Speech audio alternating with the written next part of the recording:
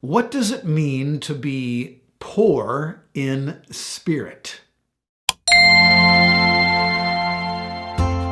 Hi, welcome to today's little lesson, and today's question revolves around something that Jesus said at the very beginning of his Sermon on the Mount as recorded in Matthew chapter 5, 6, and 7. At the beginning of that sermon, we find what have been called the Beatitudes, where Jesus says, "Blessed are the," and he relates some characteristic, and then he gives the reason that those people who display that characteristic are blessed, because they shall, and then he tells the blessing. And those Beatitudes have been variously interpreted. I think it's always best to interpret everything that Jesus said in the light of the rest of the Bible. People have Jesus saying sometimes some very bizarre things by their interpretations, things that can't be supported by the rest of the Bible.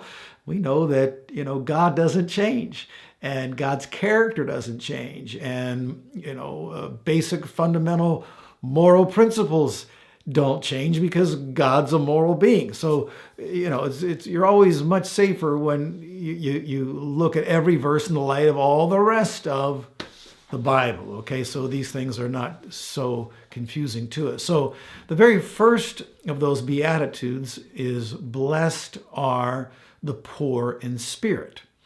And Jesus specifically says that theirs is the kingdom of heaven. Now, I think a mistake that some folks make in trying to interpret these Beatitudes is they have the misconception that there are unique Beatitudes that apply to different people. We all have different gifts, and that's true. But they look at the Beatitudes kind of like that, or like some people look at their zodiac symbol. Only one of the zodiac symbol applies to me. So as I read, my zodiac fate for today, again, no Christians do this, the non-Christians do this.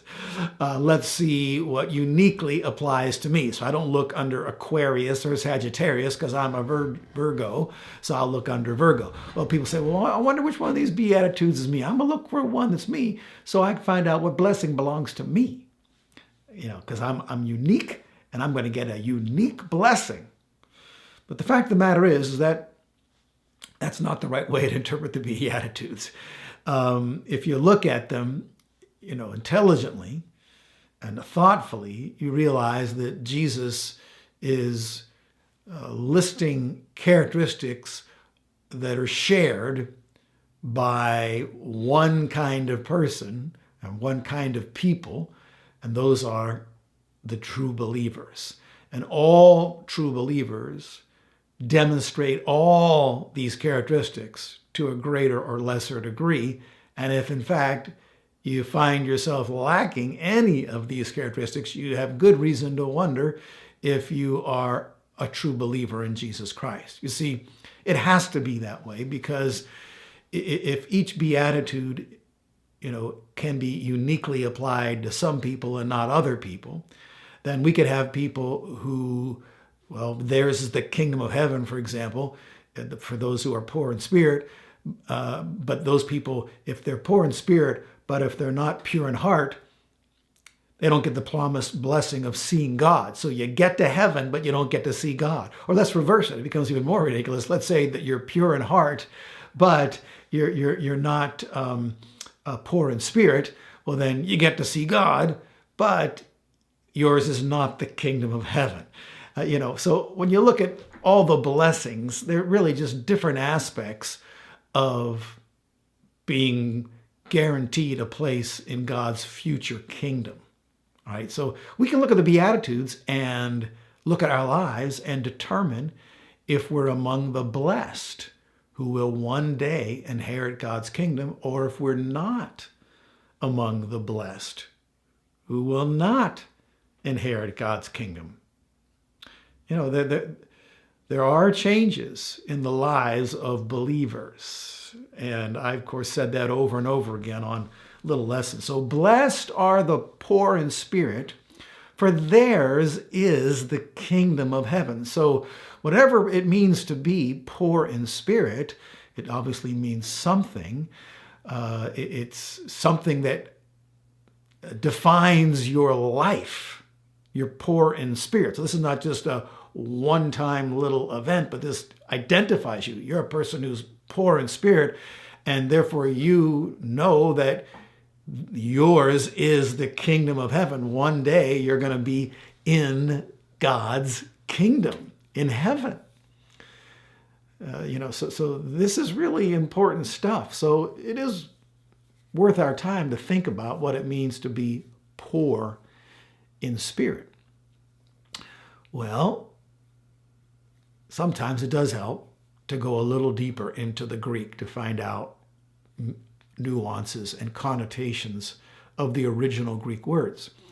And so I just dove into the word poor here. And it's a good translation. I would never change it. Most Bible translations have poor in spirit. But in the Greek, and I'm not sure I'm pronouncing it right, but it's tachos. Begins with a P. P-T-O-H-O-S. Tachos. And it's from another word that means to crouch or to cower.